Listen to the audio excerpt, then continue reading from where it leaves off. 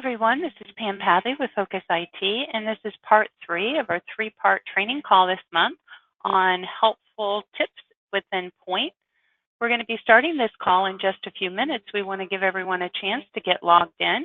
We appreciate you taking time out of your busy day and joining us. We'll be starting here in just a little bit. Let's give everyone a chance to get logged in. Thank you.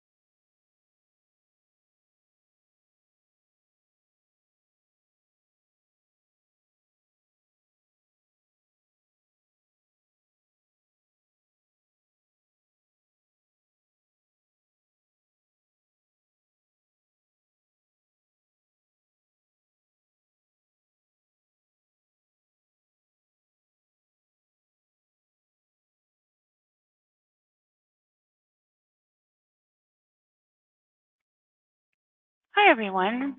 This is Pam Pathy with Focus IT, and I'll be hosting the call today. This is part 3 of our 3-part series for our Point helpful tips for Point. We're going to be starting this call in just a few minutes. We want to give everyone a chance to get logged in. We'll be covering during this call today templates, imports, exports, and custom forms, and we'll be starting here in just a few minutes. We appreciate your patience. Thank you very much.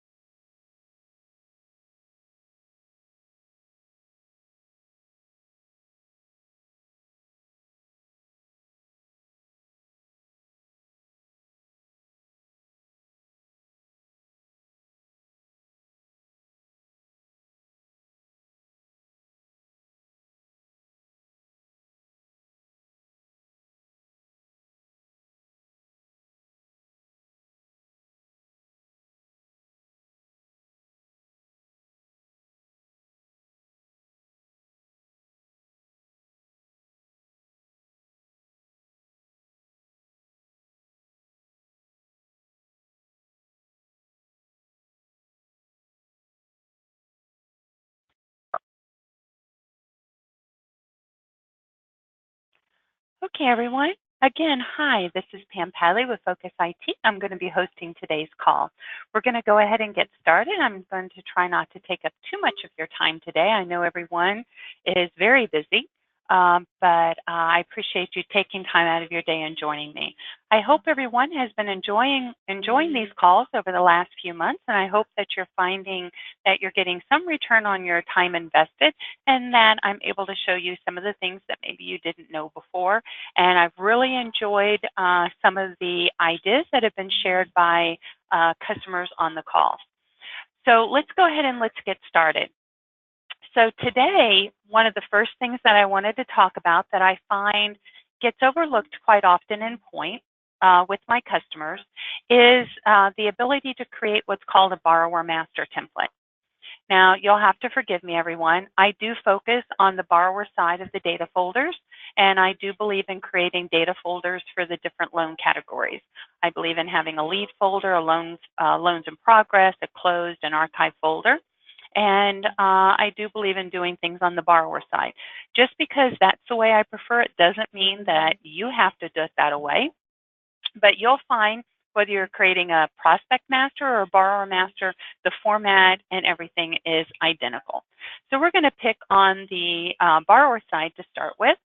And you may, when you log into yours, there may be a Calix sample out there that gets installed when your Point Central server gets deployed. If not, you can start out new. I have a few out there, but I'm going to go ahead and I'm going to click on new over here. And for the sake of this, we're going to walk through it. The misconception that I'm finding with a lot of my customers, everyone, is that when they go to create a borrower master template, the only thing they see here is their borrower information page. Because that's the only thing that they see here, and because they don't see the normal menu that they're used to seeing over here on the left-hand side, the misconception is they think the only thing that they can default in through a template are the fields available here through the borrower information screen. And that's so far from the truth. So far from the truth, everyone. On a template, it does open to the borrower information page, but you also have control of your menu bar at the top.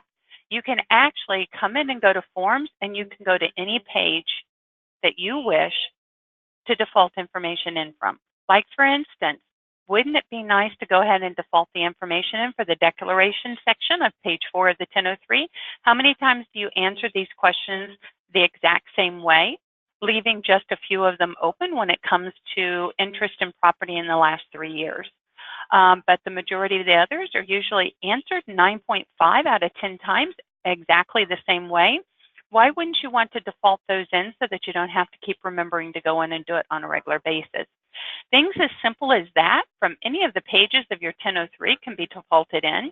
That's the reason why a lot of customers will have one borrower master template, but others will have templates based on types of loans like conventional, FHA or VA, or transaction types like a purchase or a refinance. Again, you can go to any one of these. You can come down and you can go to your request for appraisal. Your request for evidence of insurance. I know that this is one area that a lot of customers like to come to and fill out because some of them like to come down to the comment section, have that included on the email that goes out, and enter the mortgagee clause that's needed for the hazard insurance and the flood insurance. There's different things that you can do on the different screens. The parts that I love the most when it comes to doing the borrower master template is I like the idea that I can come to the track status screen. Why? Because what a lot of customers don't realize is on the track status screen, all of these blank fields are what's considered customizable. You have blank fields there, you have blank fields available here, as well as you do down here under document request. What's nice about this is, let's say that you wanted to have an additional status. Maybe that status was simply going to be pre-qual. You could actually choose one of the fields, come in and assign it as the pre-qual status, make it part of your borrower master template. So that way, when you use this template on all new loans going forward, this field will be assigned as the pre-qual field. So that way you make sure that the field's already designated and everyone's using the same field, which really makes it nice to be able to add those types of things to that borrower master template. A lot of people, when you sit and you look at this and it's a blank screen, it's really hard to think what you want to fill in. I find that the easiest way to create a borrower master template is simply to put a pad and pencil next to you or open up a Word document on a separate screen. And as you're entering a loan inside Point, go over and make notes of the fields that you know that you check or you fill in the exact same way 9 out of 10 times. Add that to your list and then use that list to come in and build your borrower master template. How does that work? Well, in case everyone didn't know, when you go to create a new loan in the system, I like to click on the new button over here. It's a lot faster, but I know that some clients also like to go to File, New, and choose a loan and choose a borrower. A few more mouse clicks or moves than what I want to do. I also know that you can come over here and you can simply click on this icon and it will actually allow you to choose between a prospect and a borrower and create a new one too. But because I tend to do things on the borrower side, it's very easy for me. All I have to do is select the folder that I want to create the lead in, come over and click on New. This will automatically, going forward, by default, be selected to the master templates. And then I can come down here and choose the one I want to use. So I can simply come down and choose Purchase and say OK. And it will open up my loan. Sorry about that. I neglected to close that out. So it will open up my loan. So that way now, if I go to page 4 of the 1003, you will see that my declaration section is all filled in. And I didn't have to go back and do that on this loan. It's coming in from that template, and the system's going to fill it in for me. So it saved me a little time. And all the time that I can save to eliminate human error, to save me time on keying, I'm going to take advantage of that. And the borrower master template offers you that. Now, I don't know in this particular one if under the track status screen I had defaulted any custom template statuses in, but I had not. But had I done it under that, they would be showing up here. Now, a lot of times clients go, well, I don't choose a borrower master template when I start my file because I don't know what type of loan I'm going to be doing for that particular borrower. I created a template for purchase or refinance. I kind of know that up front, but I don't know whether it's going to be a conventional FHA or VA. Well, in case you didn't know, if you started a file as a conventional and you decided that you're going to take it FHA, did you know that once you have a file open, you do have the ability to come up here to File, come down here to Import From, go to the Borrower Master Template, and you can actually come in here and you can choose another template. I could come in and I could choose Refinance. Simply click Open. It's going to tell me it imported the data fields, and now you'll notice that my field here is no longer marked Purchase, but it's marked Cash Out. No Cash Out Refi for a refinance. So don't worry about using the templates and then discovering that you still have to go back and fill that information in later. You can always go back and change out your template. Now, there's always a warning, and I'm going to give that to you. You do want to be very careful when you apply a new template over the top of an existing loan. Okay, so let me explain to you how the templates work inside Point. When you go into a template, and if you go to a field that has data in it, that information is automatically going to be applied to those fields on the loan that you apply the template. If the fields are blank and there's data already in those fields within that file, it's not going to blank that data out. Basically, a template, when it's applied, will override and will append data, but it will not delete data. That's a misconception. It will not delete it. It will override existing fields that are there with new data if it's coming in from the template. It will append data if the field is blank. But if the field has data, if the loan has data in the field, like a note rate, and the template does not have information in the note rate field, it will leave your note rate intact on your loan.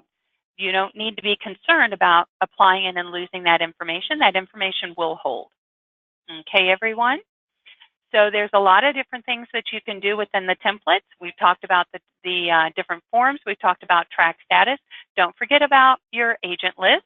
You do have the ability to come in and pre-fill in some of the agent information. And from what I've been told by a couple of my customers, a lot of the information from the Cardex isn't filling in under the lender section, so they're finding this useful if they're closing the loans in their own name or for particular lenders. You can have as many borrower master templates as you want. One of the things that I loved when I created a borrower master template is I created it for each one of my lenders, because by doing that, what it allowed me to do was to go ahead and default in the lender's junk fees. So that way I was guaranteed that they were defaulted in, that they were marked accordingly to whether they were considered a finance charge or not a finance charge, whether they did or didn't affect the APR. And I only had to go one place to update that junk fee, knowing that all future loans would be done under the new amount and not the old amount. Now, I know things have changed a great deal since I processed and originated loans, everyone.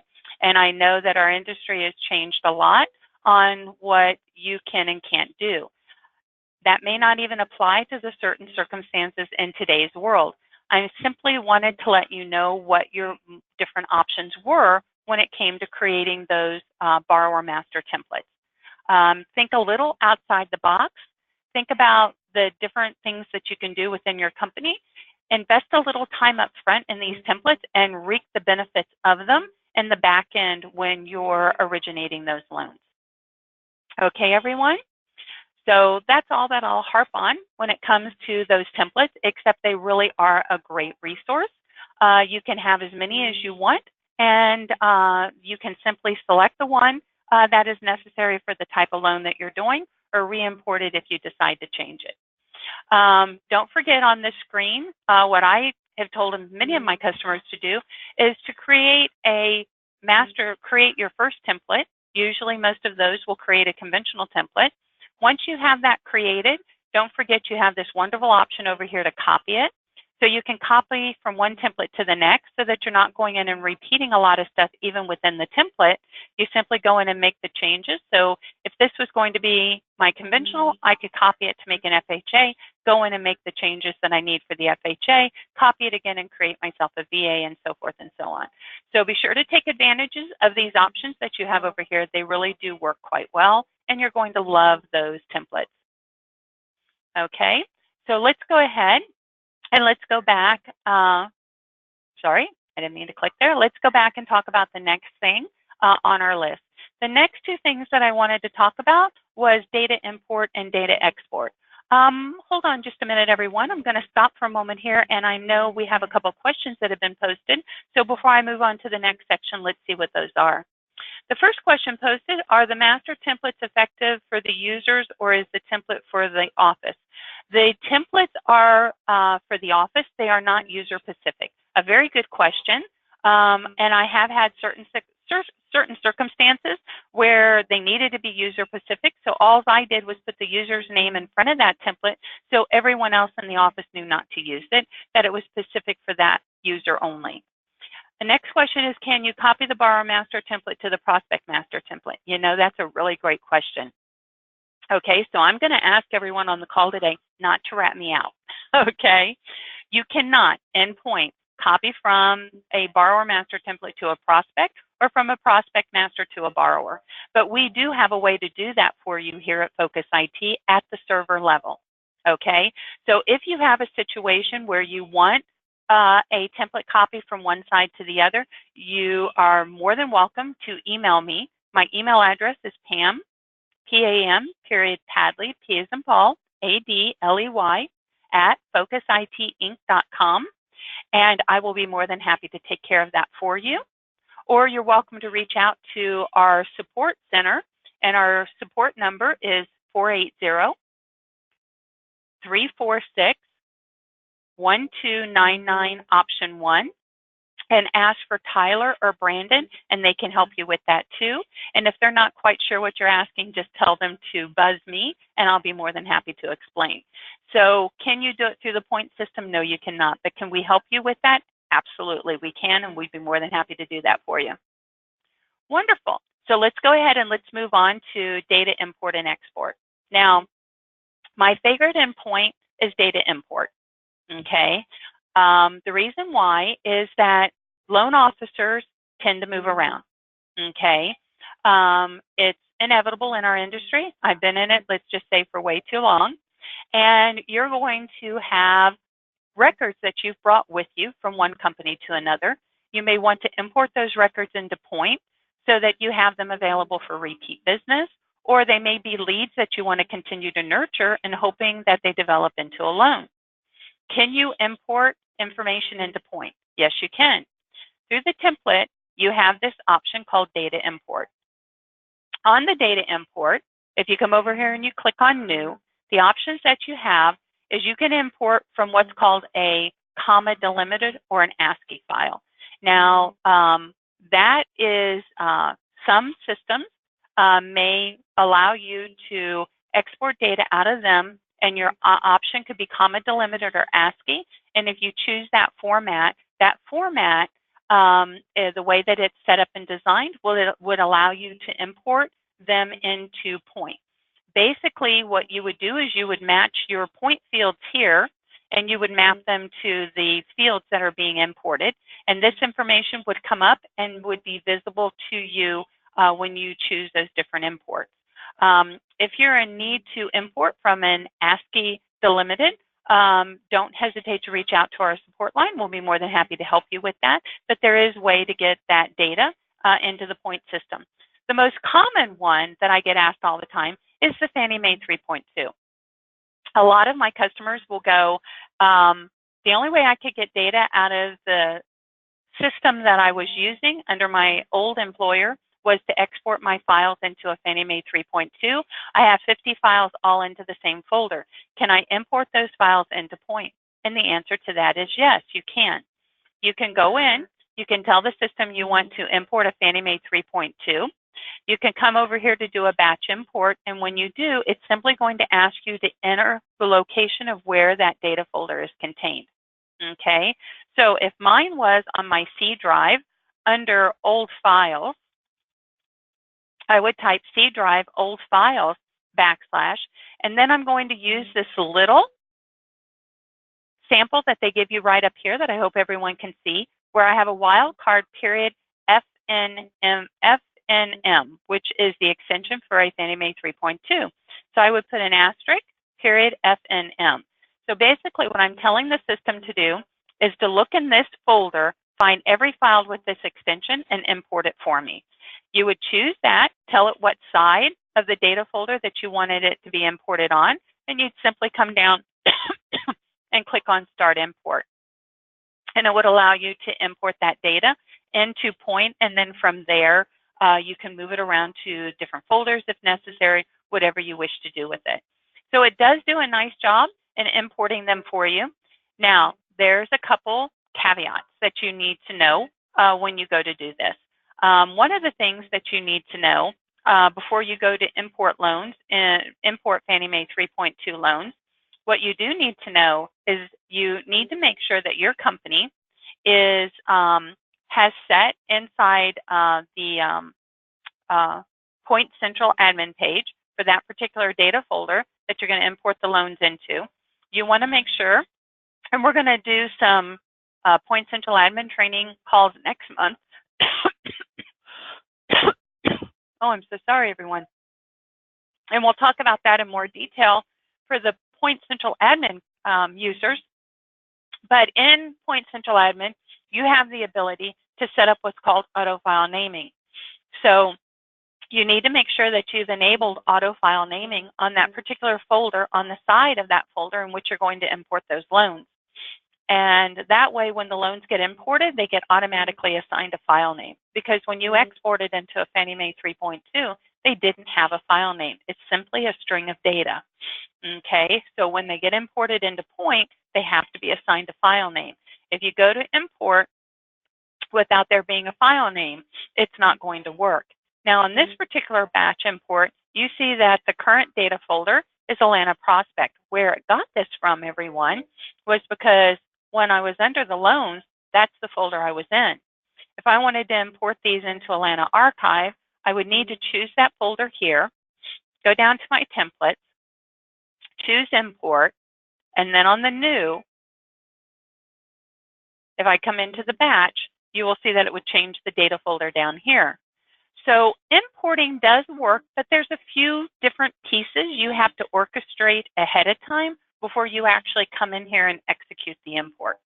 Okay, it works really quite well, and we're happy to help you with that if you need to.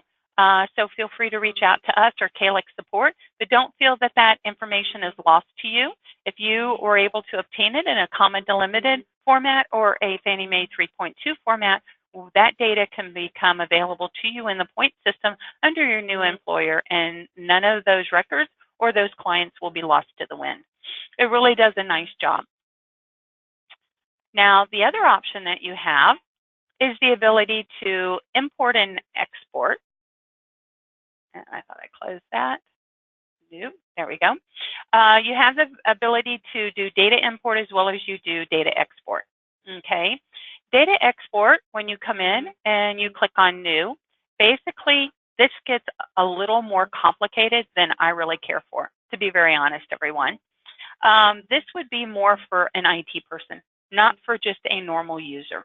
An IT person that wants to get really fancy and wants to come in and create these data exports, and the information is going to dump into a certain location that's getting retrieved by third-party applications you're running internally, great, go for it. Okay? Come in and choose your format, come in and execute where you're going to launch from, what's going to launch, where your output data is going to go to, what your columns are. Have fun, okay? But for normal users, this is going to give you a migraine, and you're going to end up walking away totally frustrated with absolutely no results, okay? So I don't get into doing that.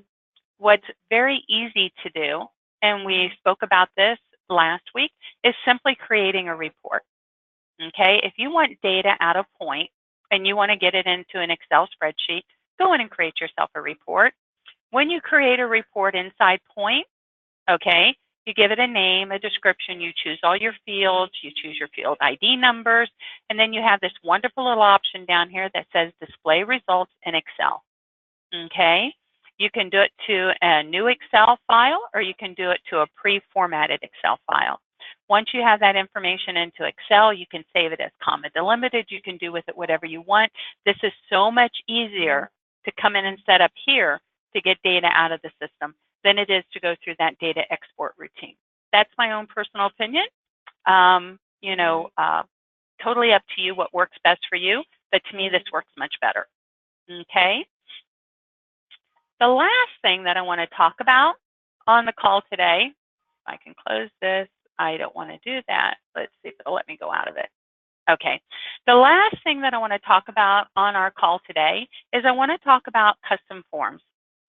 Custom forms gets totally overlooked in Point by a lot of users because they just have not had the chance to come in and play around with it, okay? But guess what? A lot of customers will have standard forms that they use. They may have them in a Word signature, in a Outlook signature.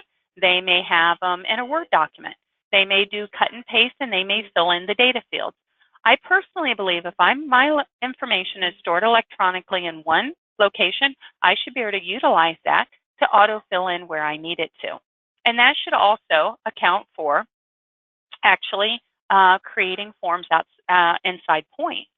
If you can bring that form inside Point and have the data fields fill in the information for you, and then you can include that custom form in your print group when you go to print it, and we talked about print groups in an earlier call, then you're not required to rekey or re-enter any data. Now, what a lot of people don't realize is, yes, you can come into the system and you can click on New, and you can give it a name, and you can come down and you can click OK. And what it's going to do, if you've never noticed it, is it's going to open up Word. Word is a required install on everyone's workstation. Okay, you have to have Word to use Point. So it's going to open up a Word document. That's all it is a Word document, everyone. And then it's going to open up this other neat little box here. And this box here is really very simple. Basically, you're going to use this box to choose the field or the information you want to fill in. And we talked about this in an earlier call about coming down and choosing other Point field lists. clicking insert, and we talked about how to look up those point field ID numbers. Now, for everyone on the call who doesn't remember how to do that, let's take a step back for a moment and let's go through that again. Inside Point, there's an option up here under Utilities, and when you come down here, it says Load Field ID Numbers and Borrower. What it does is a really cool thing. It's not wanting to let me out of this one.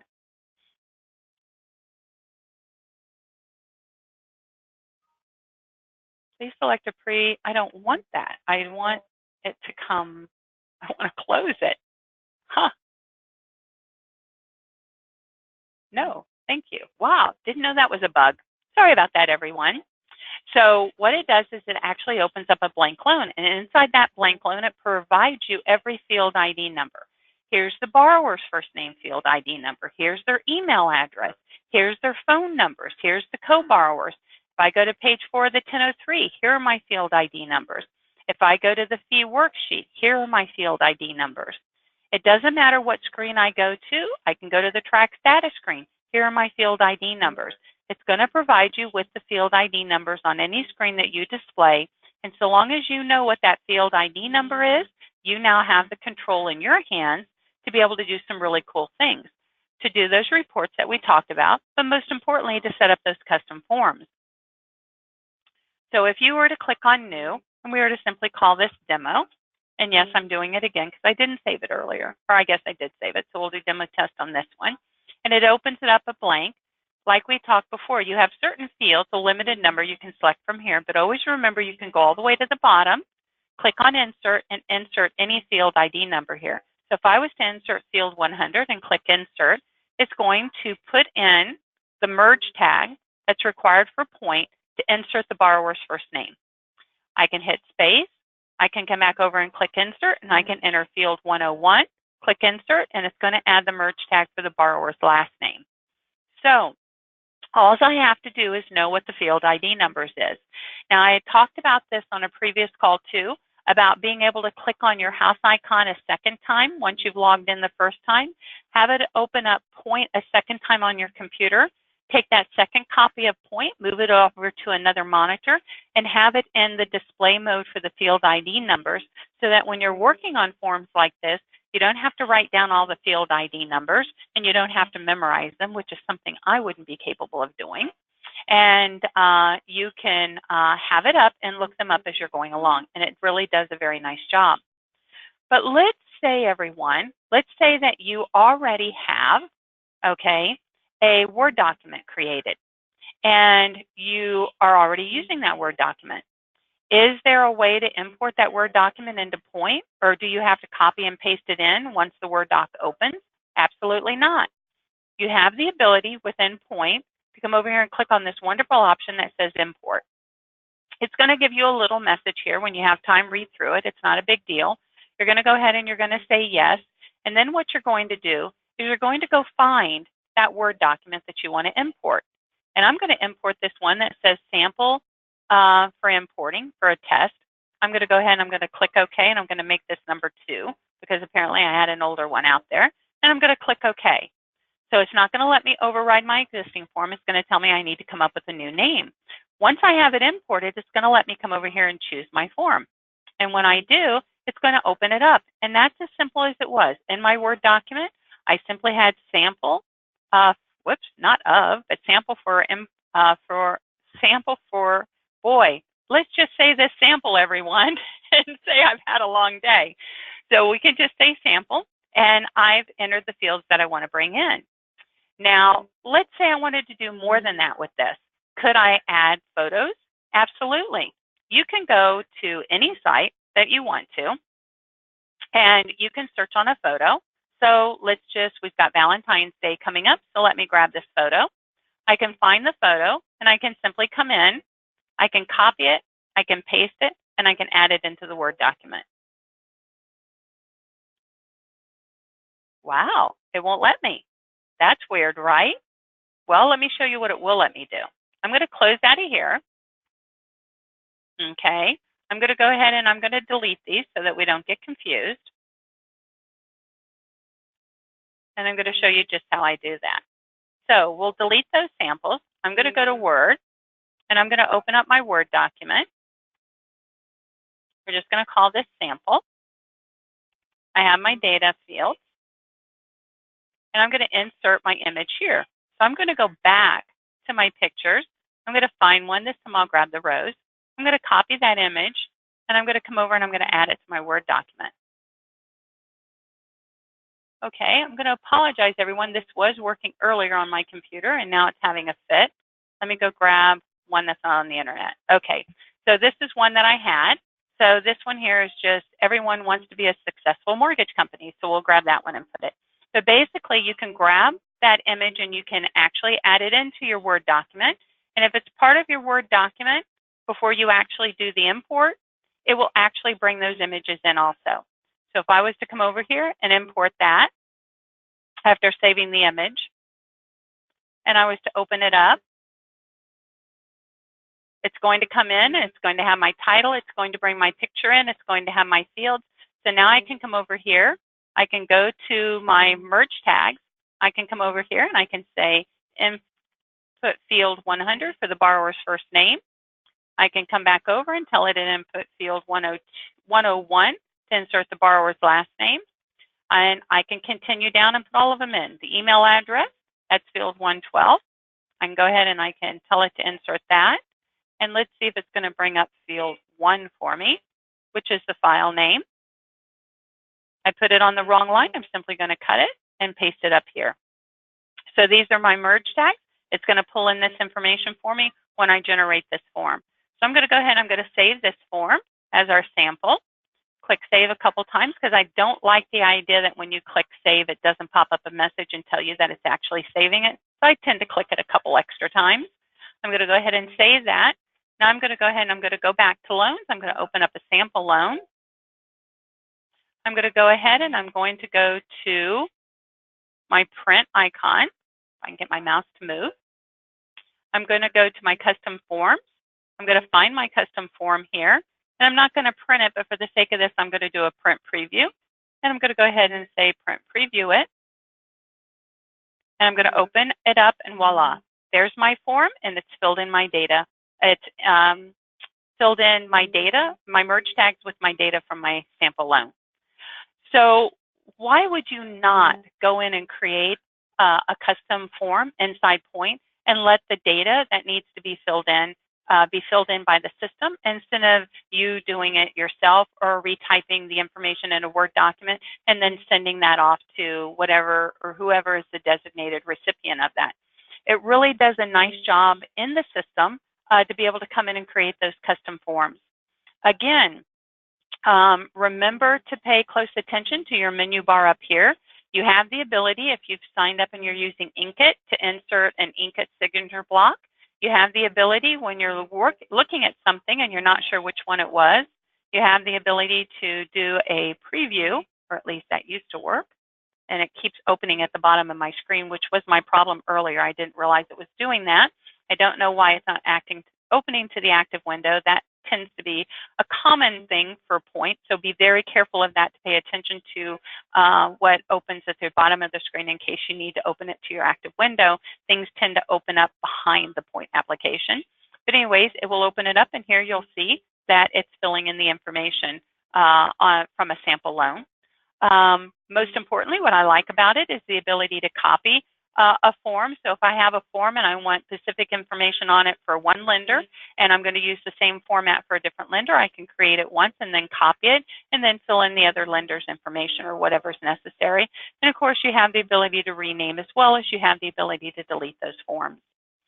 So it really does a nice job. And most importantly, what you want to remember and what we talked about last week was when it came to creating those print groups, one of the misconceptions on the print groups is a lot of people don't realize that they can select from any of these tabs for any of these to be included in the print group. So you can insert custom forms as well as you can pull them from your form tab. You can do FHA Pacific tracking, and then of course this will show you the different print group names you've created. So you can select them down here. If I was to come down and say create a group, it's the same screen and lets me do the same thing. Choose application, come to custom forms, add my custom form. give it a name, and remember we talked about making sure to check this box to share the print group if you want it available to everyone. If you don't, and it's only specific to you, don't check the box. So we talked about this on a previous call, and it really does a nice job. Let's take a moment and let me go see if anyone has any questions that I can help answer or direct you to someone who can. So the next question is, so if a wholesaler has mandatory forms for submission and they are in PDF format, Point will not work with the forms to customize. No, they won't. But all you have to do is go out to the internet and look online, type in online PDF to Word document converter. They're out there. They're very easy to find, and they really do a nice job. It's been a while, and I haven't done it working here for this company, but you do have the ability to go out, and you can simply type PDF to Word. And what I like to do is I like to specify online converter, because I want to be able to do it online. I don't want to have to download an application to do it. So right here is convert PDF to a Word online. You can select something like this. It allows you to upload the file. It'll run it through the converter, and it'll email you the results of it. So you can take their forms. You can run it through one of these. You may have to use a couple different ones to find the one that's doing the best conversion for you, but they are out there. Look for them. They're online, and they work really well. It's been a while since I've done them, but I converted all of my lenders' forms using an online converter many, many years ago for the mortgage company I was working for. The next question that I have is, we use a number of custom forms. The biggest hassle I run into is the majority of outside forms we'd like to incorporate are strictly PDF format. Again, is there a way? So go find that online converter and see what you can come up with. And I'll tell you what, as a group, if I have an opportunity between now and the end of the week to do some testing myself with a couple online converters, or I can look back at some old notes, if I can come up with a recommendation, I'll email it to the group.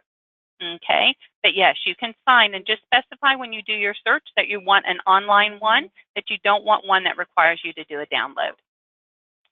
Next question is, when printing custom forms to PDF as a form print group, it tries to save each custom form separately. That's something new. I'm not going to be able to answer that. I didn't know that it did that, to be honest. As we go down the rest of the questions, let me present it to the group that's on the call today. Does anyone know if there's a way to avoid custom forms when you're printing to a PDF to be saved into individual files? I honestly don't know the answer to that one. I'm so sorry. The next one, can you query a specific set of loan numbers to add data to? If I have a list of 10 loan numbers and I want to add name, address, and loan amount for those specific loan numbers, can that be done? Not to my knowledge. Run it by Calyx if they have an outside tool, but nothing that I know of within Point do they have an option to do something like that. The next question is, are the custom form users required, or is it the entire office? You might want to check with your Point Central admin person for your company. There are rights that are given when it comes to templates. If you go to attempt to create a custom form and you're unable to, reach out to them. It's simply a setting on the Point Central admin page to be able to give you rights. Okay.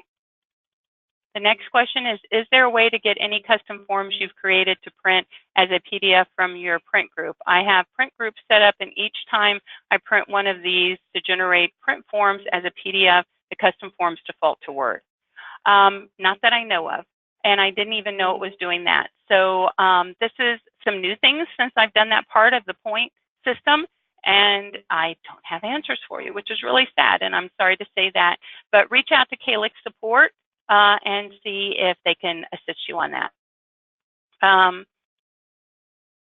the amortized schedule screen be templated? I couldn't find it while building a master borrower template.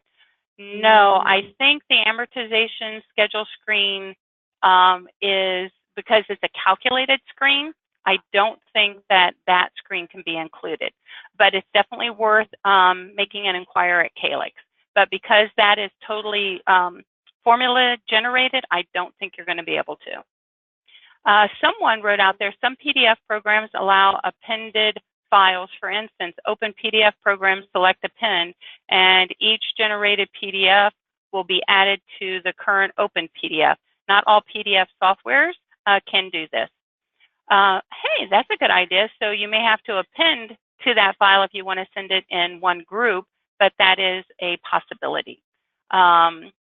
And I do know that there are such programs out there, but I don't have an example of one for you. But take a look out there. And someone just posted that you can also print to Adobe. Ah, there you go.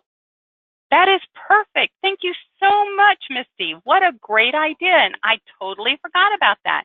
If you install Adobe on your computer, then go ahead and when you select to print and it asks you what printer you want to print to Adobe, and it should print everything into a single PDF file outside the coding within the Point application.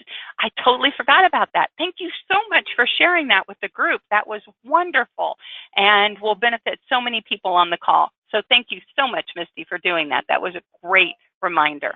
And that's what this call is about, is everyone having an opportunity to share ideas with each other and to be able to share workarounds and to share shortcuts and things like that. And that's the reason why everyone here at Focus IT wanted to do these calls with our customers outside our normal products.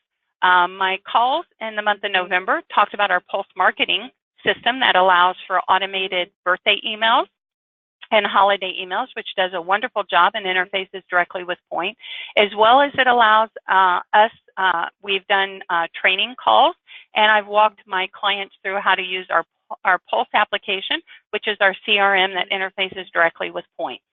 So because we have these applications that we have here at Focus IT, doing a direct interface with Point, we wanted to take it one step farther. And we wanted to be able to help our clients on some of the helpful hints that we've shared with our customers during our Point Central deployments, as well as during our Pulse deployments, and helping our customers with coming up with better ways to utilize the Point system, and discovering by helping them that a lot of these simple things that we knew they didn't know, because you don't know what you don't know. And so we wanted to take this opportunity to be able to share that with everyone who was interested.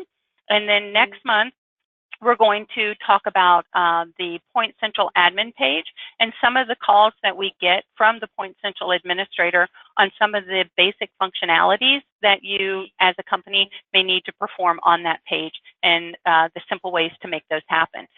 So I am open, everyone, to anyone that has taken time out to join my calls to send me ideas or to send me questions on things that they would like to see us look into or cover on future calls here in 2019.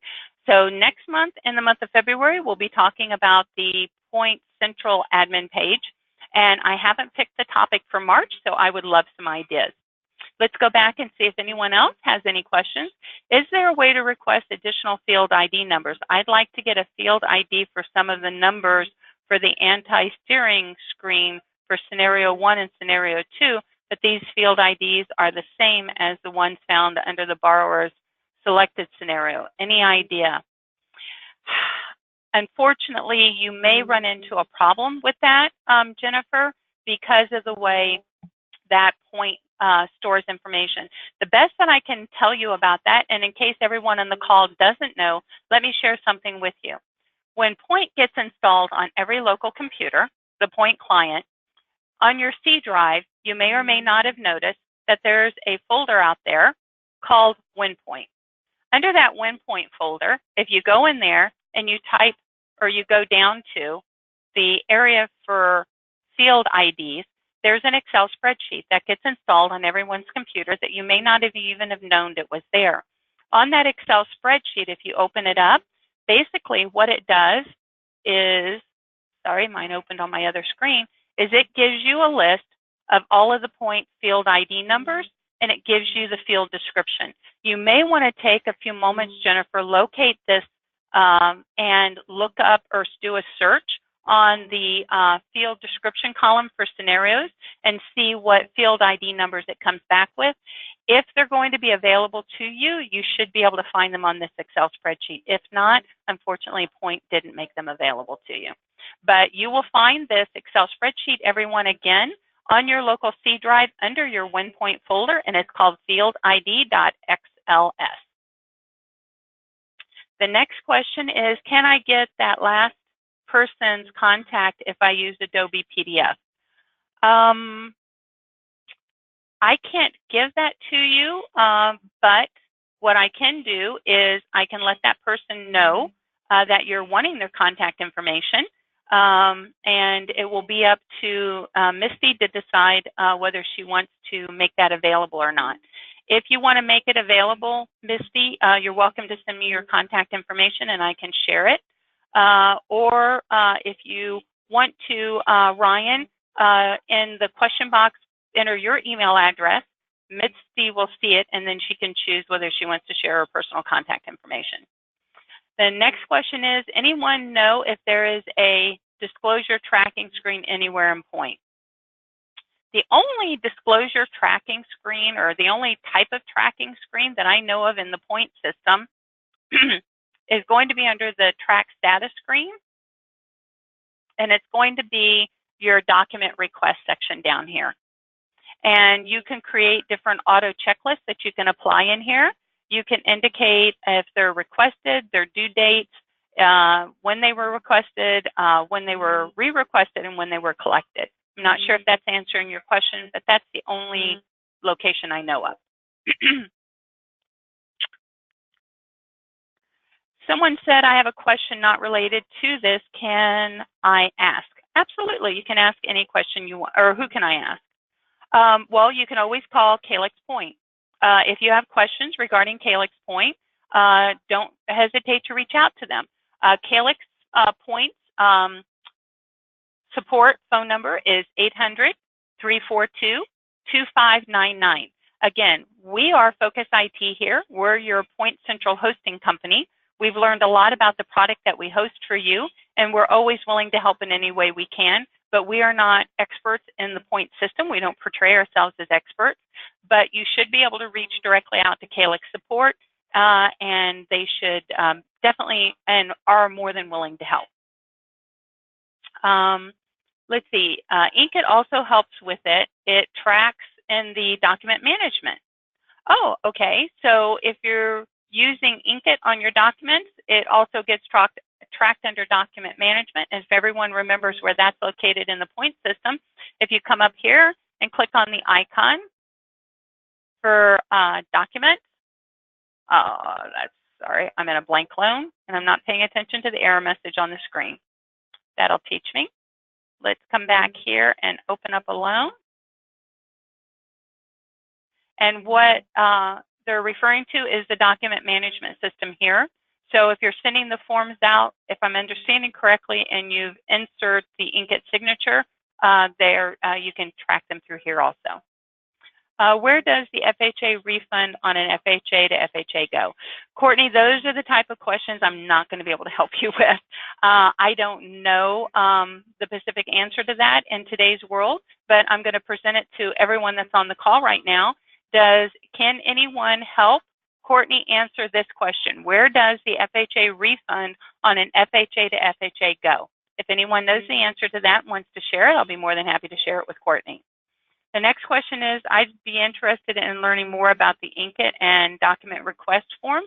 Great. Reach out to Calyx support, and they should be able to have some knowledge documents to be able to share with you on that. Oh, someone's saying maybe we could do that in a future webinar idea. I'll tell you what, that is a good idea, and I will definitely look into it. And if there's a way for me to be able to assist in that, I will be more than happy to do that. Okay, everyone? But you do have to remember, too, the Point and the system that I'm working on is not tied to a live system. So I do have a few limitations, but I will definitely look into that, Patrick, and I'll let you know. Okay. This has been great. This is the favorite part of my job, is showing people how to use different applications and then helping in any way I can. And being able to have a group come together like this and be able to have you share ideas with each other and to be able to help out each other. That's what it's all about. We're all doing the same thing. We're all working in the mortgage industry. We're all using the same application, and everyone that is connecting into these calls are doing business throughout the United States and Hawaii, they're not your next door neighbor competitor. Sharing ideas and helping each other out, that's what it's all about. They're going to give you a good idea. You're going to give them a good idea. It works out great. So give me some ideas. Give me some ideas for maybe some forums or things like that that we can do. And here at Focus IT, we're willing to help in any way we can, and we're willing to host whatever we can to help our customers better use their products. So with that, everyone, if there's no other questions or anything, we'll go ahead and end the call for today. You have been an absolute wonderful group, and I am so thankful for each and every one of you. I will convert this recording, and I will send it to everyone just like I have in the past. So everyone, thank you so much for joining. Thank you so much for your time out of your day to participate in this. And I'm really looking forward to 2019, your ideas and recommendations, and continue to take these calls throughout the year and share information. Thank you, everyone, and have a great day. Bye-bye.